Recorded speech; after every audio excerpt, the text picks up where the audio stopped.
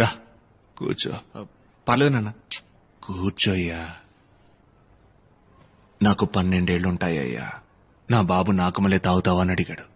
గమ్మును తాగి పారేశాను. ఇప్పుడు దక్క దీన్ని వదలేకపోతున్నా. 16 ఏళ్ల వయసులో చేతికి కత్తి అందించాడు. తప్పుడు పనులు చేయడానికి ఆళ్లు కత్తులు తీస్తున్నారు. ఆ తప్పు జరగకుండా చూడ్డానికి మనం కత్తులు ఎత్తుతున్నాం. కానీ బయట చూసేవాళ్ల కళ్ళకి అందరం రౌడీ మూకలుగానే కనపడుతున్నాం. ఇదంతా నాతోనే పోనీ బిగులు. నువ్వు వేరయ్యా. నువ్వు వేరయ్యా. నీ రూటే వేరయ్యా.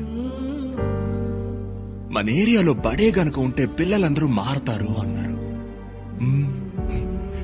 గుడి కట్టాం, చర్చి కట్టాం, ఏం జరగలేదే. నువ్వు ఆ బంతిని తీసి ఆ పిల్లల చేతిలో పెట్టగానే అప్పుడు మార్పు మొదలైంది బిగులు. కత్తులట్టుకుని బీచ్లో తిరిగే పిల్లలు గ్రౌండ్ లో బంతులట్టుకుని తిరగడం మొదలెట్టారు. గొడవలు ఎట్టుకోవడానికి వాళ్ళకి టైం లేదు మైకిల్. టోర్నమెంట్ మ్యాచ్ అని పిల్లలందరూ తెగ బిజీ. ఇదంతా ఎవరి వల్ల? రాజప్ప వల్ల, మైకిల్ వల్ల, బిగిలే.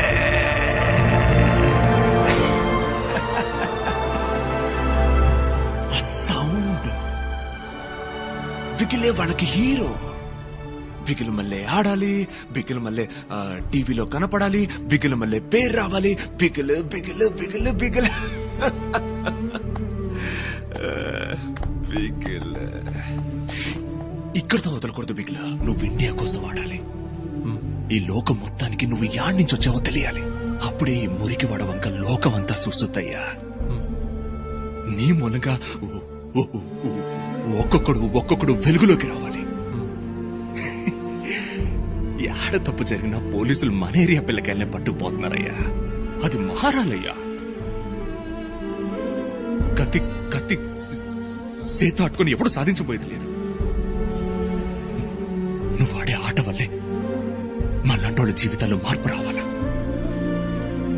మీ నాయన నమ్ముతున్నాడయ్యా. నాకు నమ్మకం ఉంది నాన్న. నువ్వు నీకోసం ఆటలేదు బిగులు, మన జనం కోసం ఆడుతున్నావయ్యా. అందుకని నీ ఆట అదిరిపోవాలంతే. కప్పు ముఖ్యం బిగులు, వదలొద్దు. వదిలిపెట్టాను నాన్న.